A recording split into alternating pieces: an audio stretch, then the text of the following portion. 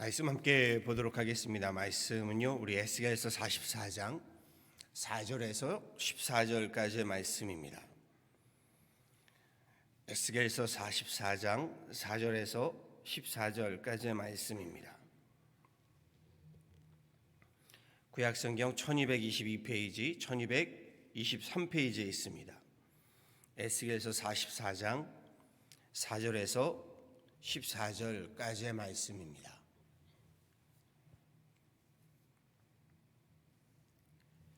저와 함께 한 목소리로 합독하도록 하시죠. 함께 합독하십니다. 그가 또 나를 데리고 북문을 통하여 성전 앞에 이르시기로, 내가 보니 여호와의 영광이 여호와의 성전에 가득한지라. 내가 얼굴을 땅에 대고 엎드리니 여호와께서 내게 이르시되, 인자야, 너는 전심으로 주목하여 내가 내게 말하는 바 여호와의 성전의 모든 규례와 모든 율례를 귀로 듣고, 또 성전의 입구와 성전의 출구를 전심으로 주목하고, 너는 반역하는 자 곧 이스라엘 족속에게 이르기를, 주 여호와께서 이같이 말씀하시기를, 이스라엘 족속아, 너희의 모든 가증한 일이 족하니라. 너희가 마음과 몸에 할례 받지 아니한 이방인을 데려오고 내 떡과 기름과 피를 드릴 때에 그들로 내 성소 안에 있게 하여 내 성전을 더럽힘으로 너희의 모든 가증한 일 외에 그들이 내 언약을 위반하게 하는 것이 되었으며, 너희가 내 성물의 직분을 지키지 아니하고 내 성소의 사람을 두어 너희 직분을 대신 지키게 하였느니라. 주 여호와께서 이같이 말씀하셨느니라. 이스라엘 족속 중에 있는 이방인 중에 마음과 몸의 할례를 받지 아니한 이방인은 내 성소에 들어오지 못하리라. 이스라엘 족속이 그릇 행하여 나를 떠날 때에 레위 사람도 그릇 행하여 그 우상을 따라 나를 멀리 떠났으니 그 죄악을 담당하리라.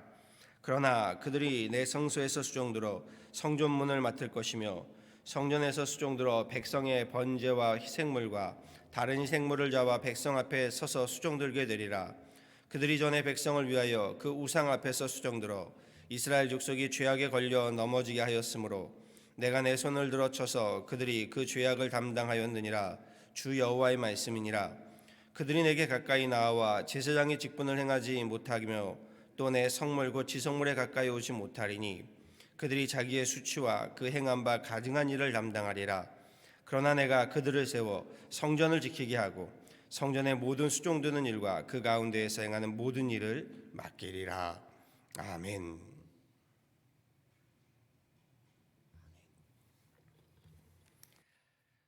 무너지고 폐허가 된 예루살렘 성전의 재건을 계시하시는 에스겔서의 후반부의 말씀을 보게 됩니다. 하나님 오늘 본문에서요, 먼저 예루살렘 성전을 재건함에 있어서 예루살렘 성전이 무너지게 된 이스라엘의 죄악이 무엇인지를 말씀하고 계시지요. 예루살렘의 성전이 무너지게 된 죄악들, 오늘 본문에서는요, 크게 세 가지를 볼 수 있습니다. 먼저 7절의 말씀인데요, 우리 표준 세번역으로 제가 봉독해 드리지요. 너희가 내 음식과 기름과 피를 제물로 바치며 마음의 할례를 받지 않고 육체에도 할례를 받지 않은 이방 사람들을 내 성소 안에 데리고 들어옴으로써 내 성전을 이렇게 더럽혀 놓았다. 너희가 저지른 온갖 역겨운 일들 때문에 너희는 나와 세운 언약을 어겼다. 하나님의 성소를 더럽히며 언약을 어겼다라는 것이죠. 그리고 그 언약은 할례를 말씀하십니다. 두 번째는 8절 표준 세번역 말씀이죠. 또 너희가 나의 거룩한 물건들을 맡은 직분을 수행하지 않고 그 일을 이방 사람들에게 맡겨서 그들이 내 성소에서 너희 대신에 나를 섬기는 일을 하게 하였다. 말하자면 오늘날의 우리의 직분, 우리의 임원이 되는 그 사명들에 대한 말씀이지요. 그 직분을 제대로 감당하지 않았다라는 말씀을 하고 계십니다. 세 번째는 10절과 12절 말씀인데요, 역시 표준 세번역입니다. 특별히 이스라엘 족속이 나를 버리고 떠나서 우상들을 따라 잘못된 길로 갔을 때에 레위 제사장들도 내게서 멀리 떠나갔다. 또 12절은 이렇습니다. 그들은 그 전에 우상을 섬기는 백성들 앞에서 시중을 들면서 이스라엘 족속이 죄를 범하게 하였다. 특별히 하나님의 제사장으로 부름받은 하나님의 사람들, 저들이 우상을 섬기며 하나님 앞에 죄를 범하였다라고 말씀하십니다. 그 결과가 무엇인가요? 그 결과가 11절에 이렇게 말씀하십니다. 나 주 하나님의 말이다. 이러므로 이제 내가 이러므로 이제 내가 손을 들어 쳐서 그들이 지은 죄의 벌을 받게 하겠다. 레위 제사장들은 자신들이 지은 죄의 벌을 받아야 할 것이다. 그들은 이제 제사장이 아니라 내 성소에서 성전 문지기가 되고 성전에서 시중 두는 일을 하게 될 것이다. 그들은 백성이 바치는 번제물이나 희생제물을 잡고 백성 앞에서 시중을 들게 될 것이다. 그들은 이제 내 앞에 가까이 나오지 못하고 제사장의 직무를 맡지 못한다. 그들은 가장 거룩한 것뿐만이 아니라 다른 모든 거룩한 물건에도 가까이 하지 못한다 라고 말씀하십니다. 레위인, 곧 저들이 말하는 혈통으로 제사장이 될 것이라고 보았는데, 하나님은요 아무리 레위인의 혈통을 가졌어도 제사장의 직분을 모두 파하겠다라고 말씀하시지요. 혈통이 아니라는 겁니다. 말씀에서요 예루살렘 성전이 무너지고 폐허가 된 이유가요 하나같이요 이스라엘 백성들, 곧 또한 여기에 레위인들, 제사장들, 사람의 죄악 때문임을 보게 되지요. 결국 예루살렘 성전이 무너지게 된 것은요 건물이 튼튼하지 못해서가 아니라는 겁니다. 그렇지요, 건물의 부실공사 때문에 무너졌다라고 말씀하지 않으십니다. 무엇 때문인가요? 사람의 죄악 때문입니다. 다시 말해 성전은요 건물을 넘어 사람이 됨을요, 특별히 하나님의 사람들, 성도들, 제사장들이 성전됨을 보여주고 있습니다. 그러기에 하나님의 사람이 무너지게 되면 예루살렘 성전이 함께 무너지게 되었다라는 것을 하나님은 오늘 본문에서 분명하게 말씀하고 계신 거죠. 그럼요, 하나님의 사람, 그 성도가 무너지면요 하나님의 교회는 무너지게 되어 있는 겁니다. 반대로 생각하면요 우리 예수 믿는 저와 여러분이 무너지게 되면요 교회가 무너지는 것이고요, 우리 예수 믿는 성도들이 살아나게 되면요 주님의 몸된 교회도 살아나게 된다라는 말씀이 되는 것이요. 말씀에서 하나님은요 이스라엘 백성들의 죄악으로 무너진 예루살렘 성전의 재건을 말씀하시면서요 성전을 출입하는 자들, 곧 하나님의 백성들, 예배자들, 성도들이 살아나기 위해서는 이것을 반드시 지켜야 한다라는 것을 말씀하고 있음을 보게 되지요. 자격이라고 할 수 있을까요? 9절에서 말씀하신 바가 이렇습니다. 주 여호와께서 이같이 말씀하셨느니라. 이스라엘 족속 중에 있는 이방인 중에 마음과 몸에 할례를 받지 아니한 이방인은 내 성소에 들어오지 못하리라.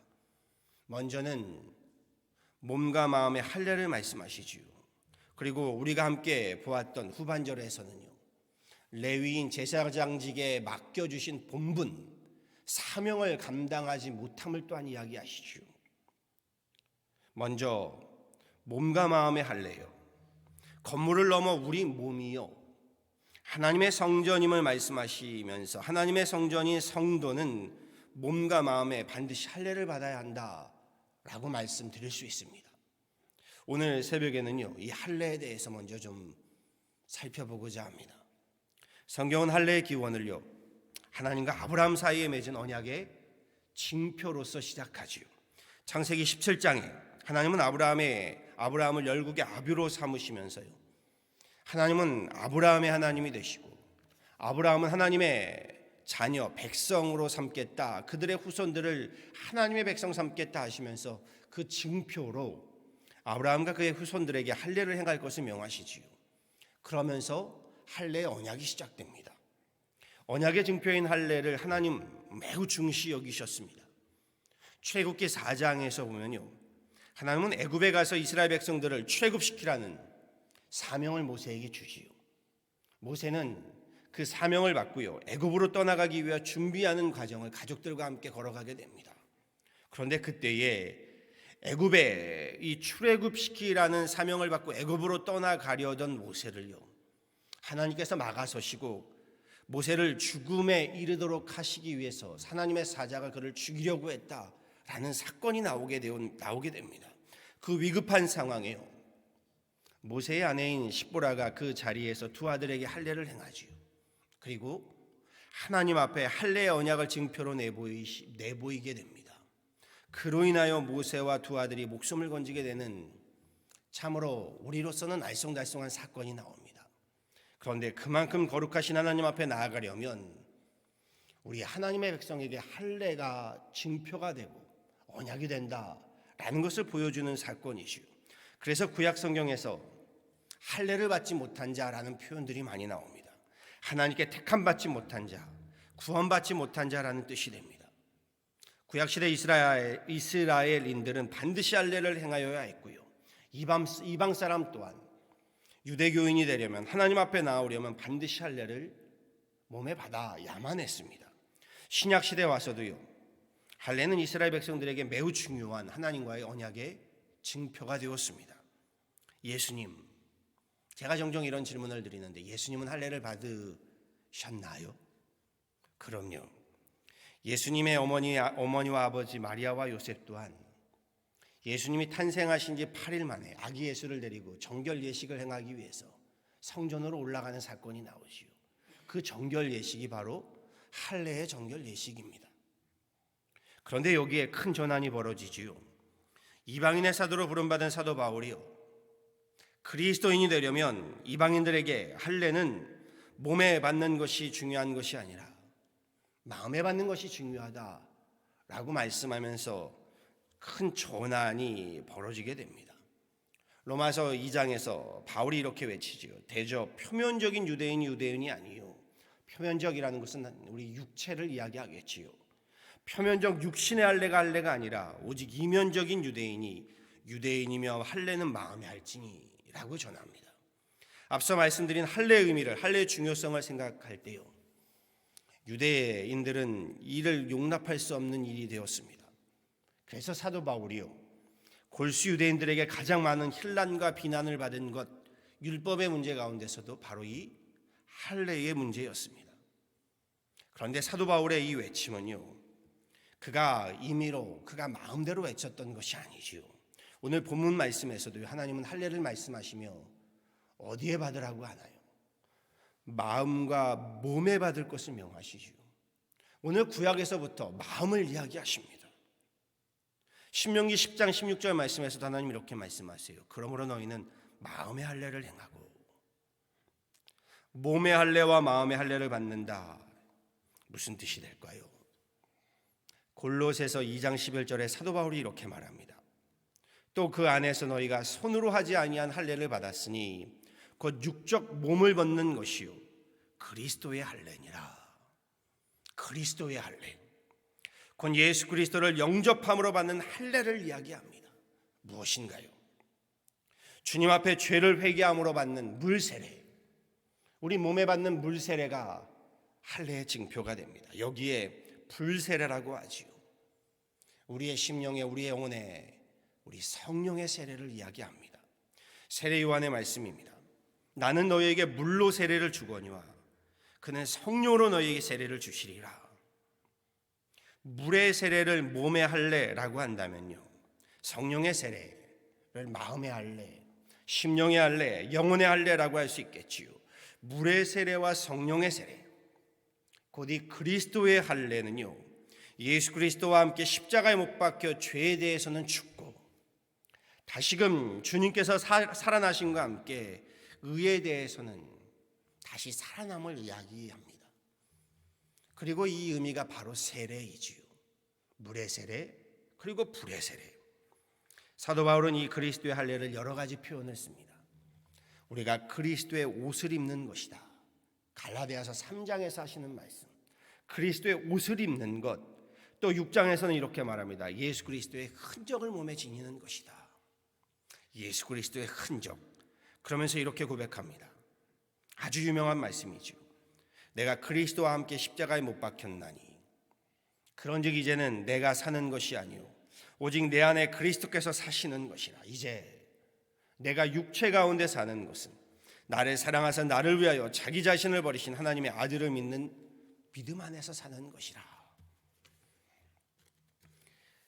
지금 이 시대에요, 저는 또한 이렇게 말씀드리고 싶습니다. 우리의 몸과 마음의 할례는요, 우리 성도들의 삶의 할례로 이어져야 한다라고 말씀드리고 싶습니다. 구약시대 하나님과의 언약의 증표로 할례를 몸에 칼을 대어 행하였듯이요, 예수 그리스도께서 하나님의 언약의 증표로 이 땅에 오신 지금 이 시대에서 우리 삶의 칼을 대어서요, 성결한 삶, 정결한 삶, 말씀의 삶의 할례를 행하여야 한다라는 것입니다. 사도 바울이 이렇게 말씀하시지요. 너희가 하나님의 성전인 것과 하나님의 성령이 너희 안에 거하시는 것을 알지 못하느냐. 사도 바울의 말씀처럼요, 우리가 하나님의 성전이 되고요, 하나님의 성령께서 우리 안에 거하시도록요, 우리의 몸과 우리의 마음에, 나아가 우리의 삶의 칼을 대어서요, 할례를 행하여야 한다라고 말씀드리고 싶습니다. 할례가 성전을 출입하는 성도의 자격이라면 오늘 본문 13절 이하에서는요, 앞서 말씀드린 성전을 섬기는 사람들에게 맡겨진 직분도 전하고 계심을 보게 되지요. 그들이 내게 가까이 나와 제사장의 직분을 행하지 못하며 또 내 성물, 곧 지성물의 각 지성물에 가까이 오지 못하리라. 하나님 이렇게 말씀하시지요. 주님이 에스겔에게 명하시는 그 직분, 제사장의 직분이지요. 하나님의 사람들, 하나님의 자녀들은 그리스도의 할례를 받고요, 제사장의 직분을 받은 자들이라고 말할 수 있겠습니다. 마틴 루터가 이렇게 말하지요. 모든 믿는 사람들은 제사장 직임의 소명을 받았다. 이것이 만인 제사장직입니다. 그 증표, 언약의 증표가 할례가 아니라 예수 그리스도다라고 말씀하는 것이요. 이렇게 말씀드리고 싶습니다. 목회자는 교회 안에서의 제사장으로요, 성도들은 교회 밖에서의 제사장으로 부름받았다. 우린 모두가 제사장의 직분을 감당하도록 부름받은 소명이 있고 하나님 제사장으로 맡겨주신 사명이 있다라는 거죠. 말씀을 묵상하면서요, 우리 교회를, 우리 성도를 생각하게 되었습니다. 우리 교회에 오고 가는 저와 여러분, 우리 모든 성도들도요, 몸과 마음의 할례를 받아야 한다라는 것입니다. 물의 세례를 받아야 하고요, 성령의 세례를 받아야 하는 일, 나아가 삶의 할례를 받아야 하는 일입니다. 우리의 몸을 거룩한 산 제사로 주님의 성령께서 거하실 수 있도록 드려야 하는 일입니다. 나아가 목회자는 물론 성도들 모두가요, 하나님의 교회를 섬기고 세우는 제사장의 직분을 받은 자로서의 소명과 사명이 있음을 기억하시고 명심하셔야 합니다. 그리스도의 할례, 물과 성령의 세례, 삶의 할례, 제사장의 직분, 이 오늘 말씀은요, 수천 년 전 이스라엘 백성들에게만 말씀하심이 아니라 오늘 우리에게도요, 오늘 저와 여러분에게도 명하신 하나님의 말씀인 줄 압니다. 주님은 오늘 저와 여러분에게도요, 성전 재건을 말씀하십니다. 성전의 재건, 우리 교회로 본다면 주님의 성전, 주님의 교회를 섬기고 세워가는 일, 또 한편으로는 우리에게 맡겨진 교육관과 주차장을 재건하는 일이 될 것이고요, 나아가 주님의 성전이 되어서 성령께서 거하시도록 우리의 몸과 우리의 마음과 우리의 삶에 할례를 받는 일이 될 것입니다. 우리 심령의 할례를 받고요, 우리 영혼이 살아날 때 교회가 살아나게 되는 겁니다.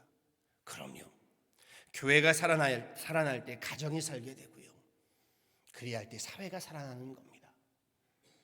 바라고 소망합니다.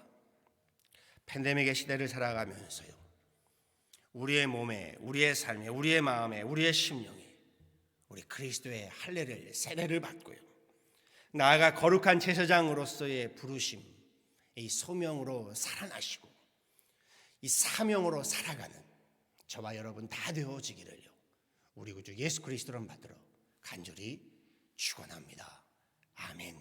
함께 기도하도록 하시지요.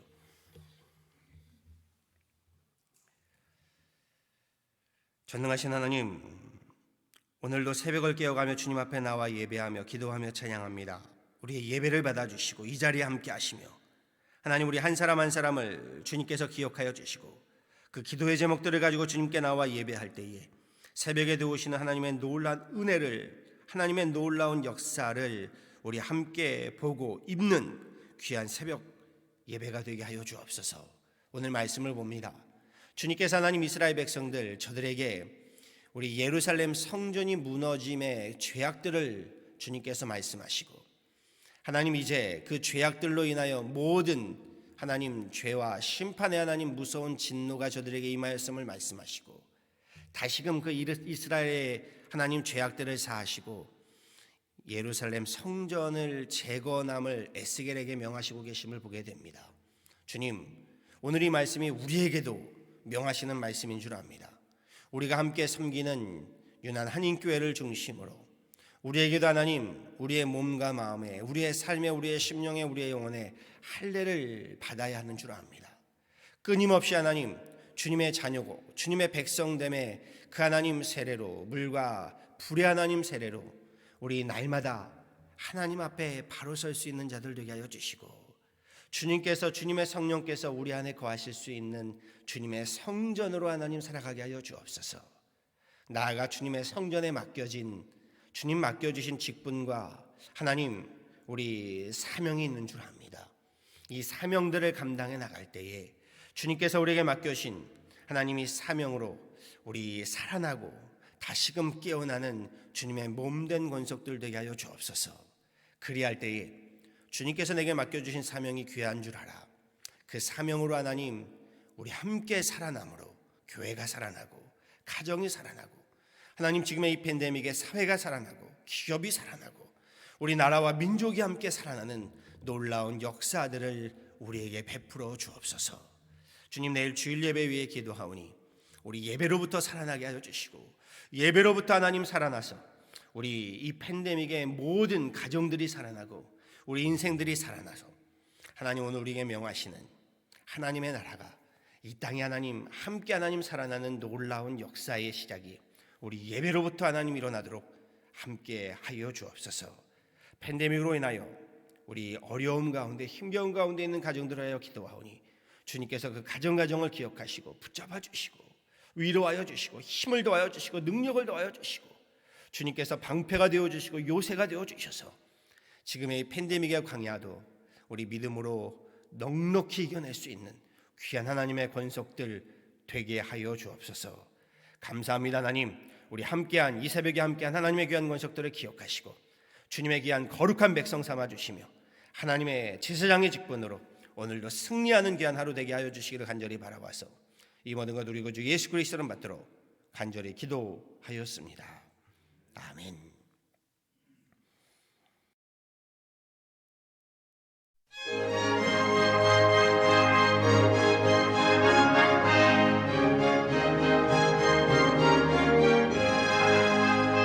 주가 맡긴 모든 역사 힘을 다해 마치고 밝고 밝은 그 아침을 당할 때